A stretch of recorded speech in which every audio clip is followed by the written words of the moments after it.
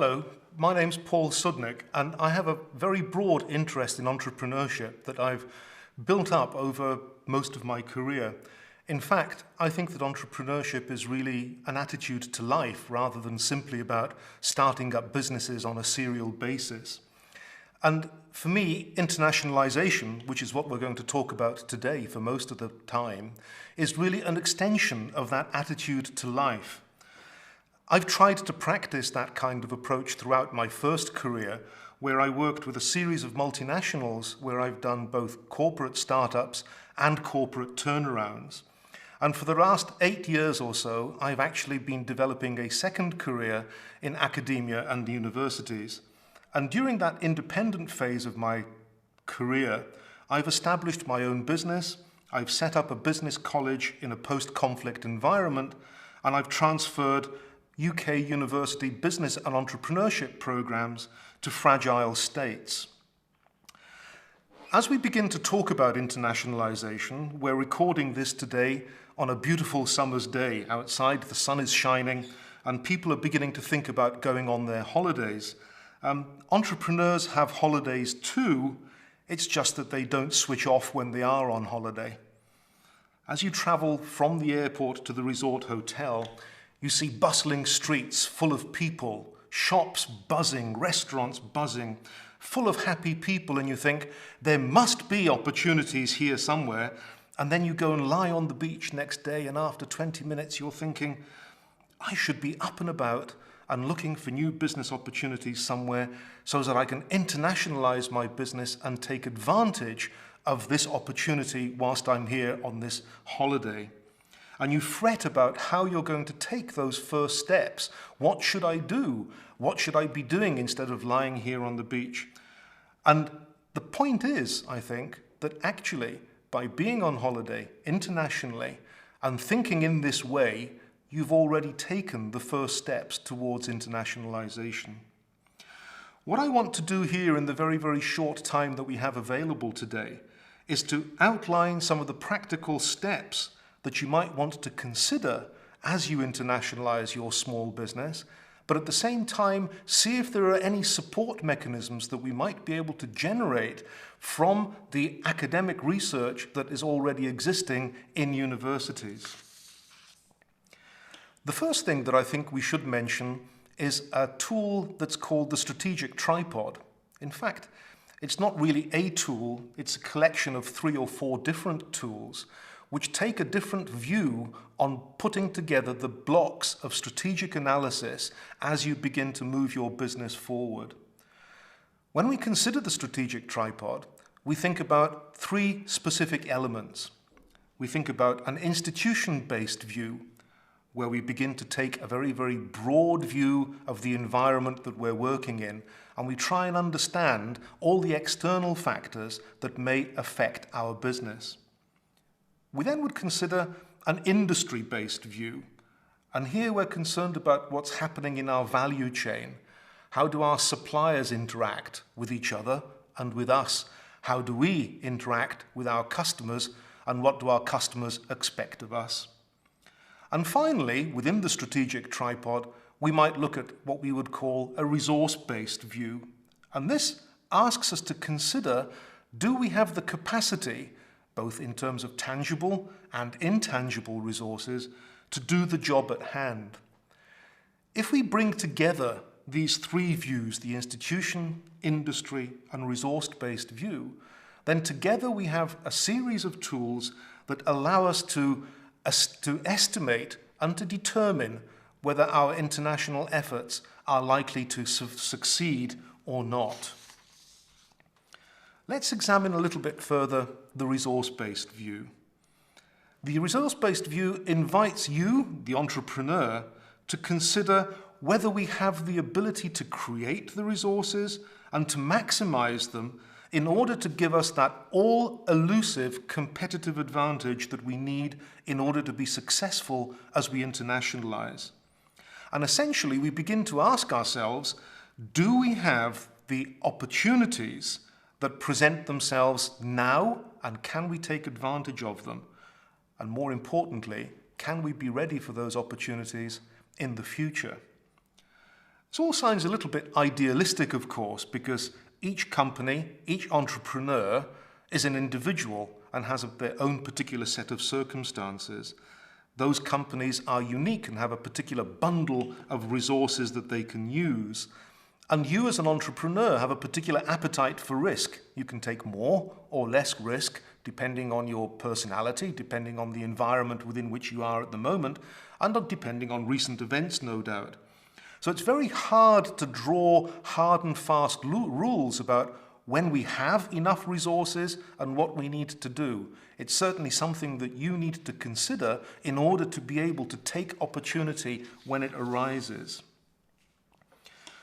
One of the traditional models for discussing internationalization is the Uppsala internationalization model. Uppsala is actually a small town in central Sweden which has a very, very famous university going back to the Middle Ages.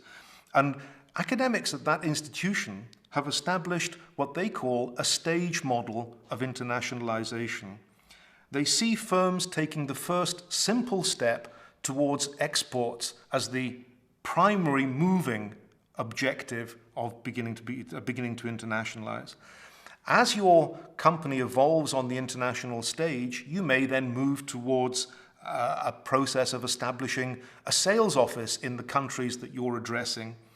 And that sales office, as that becomes successful, might create for you an interest in manufacturing locally in the international market. And then you might decide to take on board a partner through licensing or via a joint venture. It's a very progressive model which sees internationalization for small, medium firms as a step process, starting with the simplest step and moving on through various stages to the more difficult ones. The model basically assumes that you have a pre-existing domestic market, of course. It's perhaps a little bit deterministic because it seems to put all internationalization processes into one channel and claims almost that one size fits all. And of course, as you know, as an entrepreneur, you're unique, and so the model may or may not fit you. But it is a useful guide. And whatever happens and whichever way you adapt the model to your strategic analysis, the home market, the market that you started your business in, remains the hub. Entrepreneurs, as they begin to expand into other markets, will tend to look at psychological and geographical fit. So they'll go to markets where they feel psychologically comfortable and where the geography and the topography, both physical and in terms of the business, suits their own activity and their own personalities. And we'll talk about that a little bit later. For the moment, let's just park the Uppsala model as a guide to a step-by-step internationalization and consider it a little bit later. A development of the Uppsala model is a piece of work by Johansson and Mattsson, and they identify 4 stages of internationalization. This, of course, is a very typical 2x2 MBA matrix analysis. But it is useful because what it does, it tells us that our propensity to internationalize is dependent firstly on our own knowledge of and willingness to internationalize, but more importantly, it begins to analyze our networks and our ability to fit into networks that already have a perspective on internationalization. And so let's just look at 2 of these quadrants. Let's look at the top left-hand quadrant, where we consider early starters. These are entrepreneurs, perhaps like yourself, that don't have access to an internationalized network and have a low degree of international perspective within your business today. But that's why you're sitting on this beach that we talked about right at the beginning, isn't it? You're beginning to look at the opportunities to internationalize. And your target, I guess, is to move into the bottom right-hand quadrant, where you are an internationalizer amongst others, where you begin to thrive in an environment that is made up of people who have an international perspective, and you are comfortable working internationally, and your network is made up of international companies. The implication, of course, of the Johansen and Madsen model that we've just taken, that we just talked about, put in juxtaposition with the Uppsala model, is that the implication is that you begin to move onto a stage-by-stage process of internationalization as a result of your pre-existing or developed networks. And this is a useful juxtaposition because it gives us a space through which we can actually undertake a practical discussion of internationalization in entrepreneur-led small firms. And the reason that we can do this is because the juxtaposition becomes very pragmatic. And at the end of the day, as a small business, as an entrepreneur leading that business, you make use of your contacts on a day-to-day basis. They are the lifeblood of the success that you are building for yourself. One of the limitations, I guess, of network theory is that it does assume that there is a pre-existing network and that that network will develop almost itself. But networks are like flowers in the garden. If you don't water them, they wither and die. And the model doesn't really tell us much about how we as an entrepreneur have to actually work on the development and sustenance of networks. And I think also the importance of local networks domestically are often understated at this stage of the discussion because it's through our domestic networks that we begin to find the contacts that will help carry us abroad as we internationalize. Probably you've had enough of a theoretical conversation now, so maybe we should spend some time on bringing all this underpinning theory together and wonder how it is that this all might help us. As you've probably gathered, I'm not convinced that any one of these models in and of itself is able to guide our internationalization process. But I think that by taking them together, we're able to pick a path through the forest and to find a key that is going to help us bring together the links that will make for a successful internationalization. And the key, for me, is awareness. Awareness of a wide number of factors that we'll now go on to talk about. Linking back to the strategic tripod discussion, the first thing we need to be aware of is what is happening in our environment. What's happening around us? What are the innovation trends?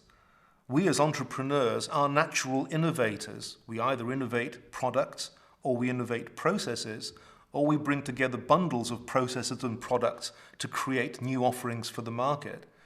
But other people are doing the same thing. And what are the trends in our industry and in our environment? What are the niche market opportunities that we might see as we lie on the beach enjoying our holiday? What is happening in this particular environment that isn't happening in my own domestic environment? What's happening in my domestic value chain? What are my suppliers and my customers doing? Are there opportunities to follow them into international markets, perhaps, and to take advantage of their pre-existing and developing networks? And as I consider the international market that I'm about to address, who and where are the potential international suppliers? Who and where are the potential international clients? And where are the channel partners who will help guide my product or service through the value chain as it addresses the customers? And importantly, what do I know about the public and private sources of support for funding and to help me finance my international adventure?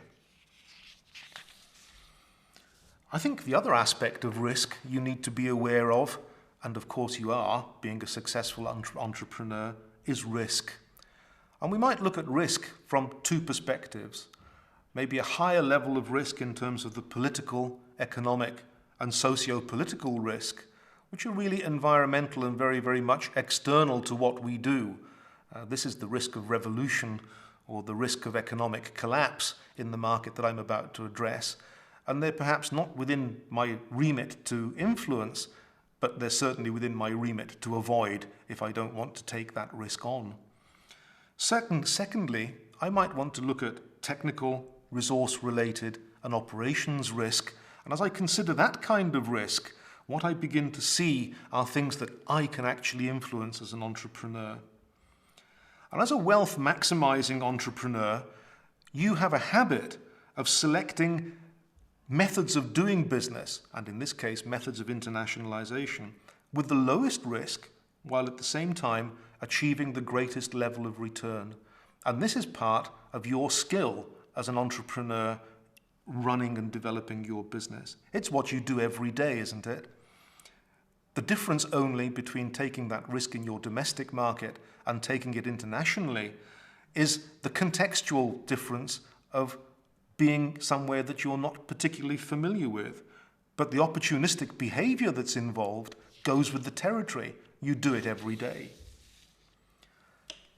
You need then to be perhaps aware of the opportunistic behavior and the consequences of that behavior as you develop internationally.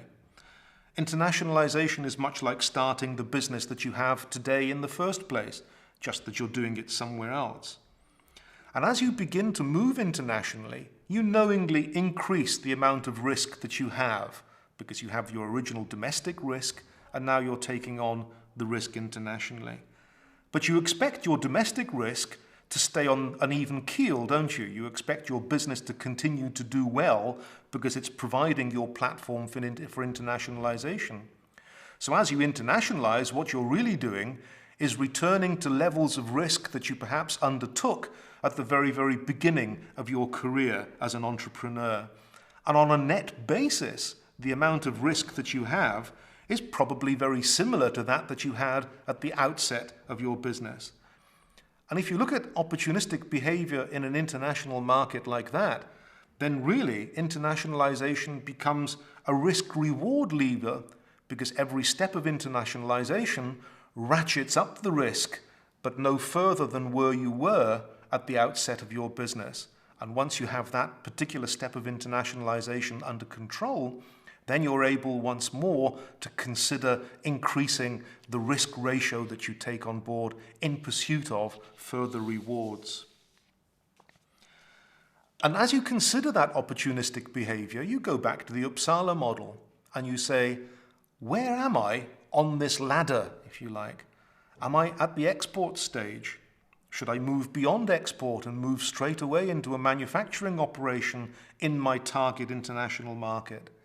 Will exporting be enough for me now? And as my business develops, will exporting be enough for me in the future? Or will I certainly want to do other things? Perhaps I should just go the whole hog and take on board a wholly owned foreign enterprise and become an international entrepreneur with stakeholdings and shareholdings across international borders. After all, anything less than going the whole hog is going to involve sharing the benefits of internationalization with other partners anyway. Perhaps I don't want to do that. Perhaps I feel confident enough to actually make the step and own my business, not only domestically, but internationally as well. Which brings us back, I suppose, to the question of resources and the resource-based view. As I begin to develop the resources necessary to move internationally, one of the key parts of that step are going to be the relationships that I have. What are the functions of my relationships as I develop this internationalization process? Are my relationships there to open doors? Are they there to develop further contacts so that I can open further doors in the future? Or are my relationships there to close deals? What kind of relationships am I looking for? And where do my important relationships originate from? Do I create them myself, or am I creating them on the back of an evolving network?